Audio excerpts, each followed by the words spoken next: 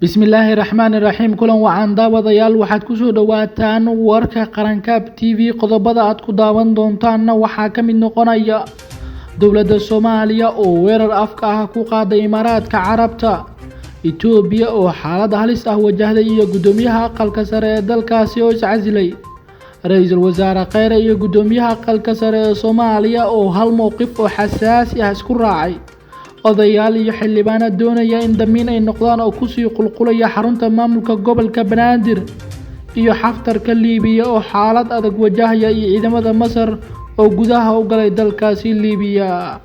Qodobadaas ayaad ku daawan doontaan warka qarankaab TV. haatanna waxaad kusoo dhawaataan iyagoo faahfaahsan. aan ku bilownay wasiirka arrimaha dibadda xukuumadda federaalk ee Soomaaliya Mudane Ciise Cawad oo wareysi gaar ah siiyay telefishinka Al Carabiya ayaa mar kale ka hadlay arrimo ku aadan shirkadda DP World ee laga leeyahay wadanka isu taga Imaaraadka Carabta, taas oo weli maalgashi ka wada gudaha Soomaaliya. dowladda Imaaraadka Carabta ayaa waxaa lagu eedeynayaa in faragelin toos ah ay ku hayso siyaasadda Soomaaliya iyo madax banaanida.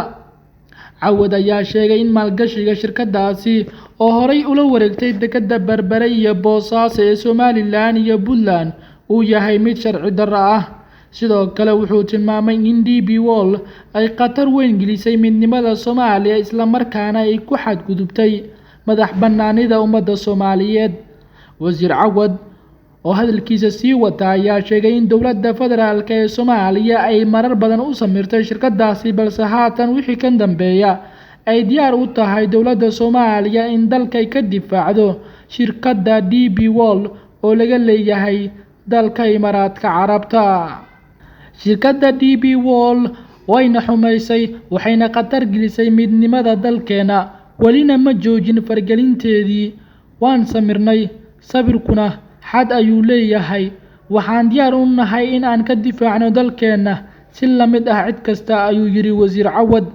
shirkadda DP World ayaa horey dalka looga mamnuucay kadib go'aan bishii Maarch sanadkii 2018 ay soo saareen xildhibaanada labada aqal ee baarlamaanka federaalk Soomaaliya, balse waxaa jirta in weli ay maamusho dekedda ku yaala magaalooyinka Berbera iyo Boosaaso oo ay heshiis hoosaad la gashay maamulada Somaliland iyo Puntland, balse dowladda federaalk Soomaaliya ayaan marnaba ku qanacsaneen in Imaaraadka Carabta gaar ahaan shirkadda DP World wax lug ah ay ku yeelato gudaha maamulada Puntland iyo Somaliland.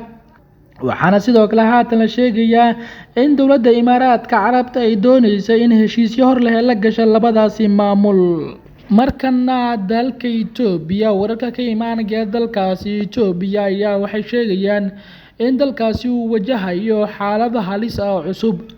waxaa la sheegay inay sii badanayaan mas'uuliyiinta ka tirsan dalkaasi ee mucaaradka ku noqonaya xukuumaddu hogaamiye ra'iisul wasaare Abiy Ahmed, waxaana la sheegay in inta badan qowmiyadaha dalkaasi haatan ay kasoo horjeesteen in xukunka uu sii haya ra'iisul wasaare Abiy Ahmed. gudoomiyaha golaha aqalka sare ee dalka Itoobiya Kheyre Ibrahim ayaa maanta ku dhawaaqday inay iska caasishay xilkaasi kadib wareysi kooban oo ay siisay telefishinka Tigrayga. Kheyre ayaa wareysiga ay bixisay ku shaacisay in ay rabitaankeeda xilka uga degtay isla markaana aysan doonayn inay garab u noqoto dowlad kale tilisnimo u dhisan. sidoo kale waxay xildhibaanada baarlamaanku ku eedeysay inay ku xadgudbeen dastuurka una dhaqmeen si aan wanaagsaneyn. koox keligii talis ah oo maalin walba dastuurka dalka ku xadgudbaysa in aan la sii shaqeeyo diyaar uma yahay, ayay tiri. sidoo kale Kheyre ayaa intaas ugu dartay si ka baxsan dastuurka oo aan horey looga baran dalka Itoobiya ay isku dayayaan in qodobada dastuurka loo macneeyo ama wax looga bedelo. ugu dambeyn waxay hoosta ka xariiqday in dowladda hadda talada haysa ee Itoobiya ay doonayso inay wax ka bedesho dastuurka si ay u samaysato muddo kororsi hor leh. dowladda talada dalka Itoobiya hadda haysa waxay isku dayaysaa inay qodobada dastuurka ay isku laaqdo si ay u kororsato muddo xileedkeeda, ayay mar kale wareysigeeda ku tiri gudoomiyihii hore ee golaha aqalka sare ee Itoobiya. Kheyre Ibrahim ayaa xilkan haysay muddo 2 sano ah iyadoo xubin ka ah xisbiga Tigrayga ee loo yaqaan TPLF gudaha dalka Itoobiya ayaa sidoo kale waxaa dhowr jeer ka dhacay banaanbaxyo looga soo horjeeda Abiy Ahmed waxaana haatan dadka falanqeeya siyaasadda dalkaasi ay sheegayaan in suuragal ay tahay in dibadbaxyadii ugu weynaa abid ee ka dhaca gudaha dalkaasi Itoobiya ay ka dhacaan qaar ka mid ah gobollada dalka sida gobolka Tigreega ay ku badan yihiin. Si kastaba ha ahaatee, ra'iisul wasaaraha dalka Itoobiya Abiy Ahmed oo dhowaan hadlay ayaa sheegay in dowladdiisa aysan jilacsaneyn balse ay u turayso shacabka ayna ka gaabsanayso tallaabooyin loo baahnaa. Markana gudoomiyaha aqalka sare ee Soomaaliya Cabdi Xaashi Cabdilaahi ayaa ku aragti noqday ra'iisul wasaaraha Jamhuuriyadda Federaalk ee Soomaaliya Mudane Xasan Cali Kheyre markay noqoto habka loo wajahayo doorashooyinka la filaya in dalka ay ka dhacaan sanadkan. Gudoomiye Cabdi Xaashi Cabdilaahi ayaa soo jeediyay in wada tashiyada la xiriira doorashada heer federaal ay qayb ka noqdaan dowlad goboleedyada, saamileyda siyaasadda, baarlamaanka iyo xukuumadda. Qabashada doorashada heer federaal waxaan looga maarmayn in wada tashi degdeg ah isugu yimaadaan dhammaan xukuumadda federaalka, baarlamaanka federaalka, dowlad goboleedyada, xukuumadda federaalka iyo daneeyayaasha siyaasadda si loo helo qaab raalli la isaga yahay oo doorasho lagu galo, ayuu Senator Cabdi Xaashi ku yiri qoraal uu soo dhigay barta Twitter-ka ee aqalka sare. Aragtidan ayaa sidoo kale ah tan uu qabo ra'iisul wasaaraha Jamhuuriyadda Federaalk ee Soomaaliya Mudane Xasan Cali Kheyre. Ha yeeshee, waxaa ka aragti duwan madaxweynaha Jamhuuriyadda Federaalk ee Soomaaliya Mudane Maxamed Cabdullaahi Farmaajo. Farmaajo ayaa aaminsan in dowlad goboleedyada ay wakiilo ka yihiin xildhibaanadooda, sidaa darteedna ayaga iyo mucaaradkaba aan lagala tashan arrimaha doorashada loona madax banneeyo guddiga madaxa bannaan ee doorashooyinka qaranka. Guddigan ayaa mucaaradku waxay ku eedeeyeen inuu yahay mid ku xiran villa Soomaaliya. Dhinaca kale, gudoomiye Cabdi Xaashi iyo ra'iisul wasaare Xasan Cali Kheyre ayaa shalay kulan albaabada u xiran yihiin oo ku saabsan arrimaha doorashada ku yeeshay hoyga Cabdi Xaashi ee Muqdisho. Kulankan ayaan wax faahfaahin ah weli laga bixin, balse hadalka dhowaan ka soo yeeray ra'iisul wasaaraha Jamhuuriyadda Federaalk ee Soomaaliya ee ku aadanaa doorashada iyo kan maanta ka soo yeeray gudoomiyaha aqalka sare ayaa muujinaya in labada mas'uul ay isku mowqifin isla markaana ay doonayaan in mucaaradka iyo dowlad goboleedyadaba laga qaybgeliyo tashiga ku aadan doorashooyinka dhowaan la filaya in dalka uu galo. Markana waxaa la soo sheegayaa in xildhibaano iyo odayaal dhaqameed ay kusii qulqulayaan xarunta maamulka gobolka Banaadir, kuwaasi oo doonaya sida la sheegay in damiin ay ka noqdaan shaqaale ka tirsan maamulka gobolka Banaadir oo lagu xujeeyay in ay keenaan xildhibaanada matala iyo odayaasha dhaqankooda. Dhammaan shaqaalaha maamulka gobolka Banaadir ayaa loo diray inay xarunta keensadaan oday dhaqameedka beesha iyo xildhibaanka ku matala baarlamaanka Soomaaliya si looga qoro warqad damiin ah ku aadan in ruuxaasi ay mas'uul ka yihiin. Shaqaalaha ayaa horey looga qoray magacyada nabadoonnada xildhibaanada matala iyo dadka damiinan kara, waxaana hadda bilowday in xarunta ay keenaan xildhibaankooda iyo oday dhaqameedkooda.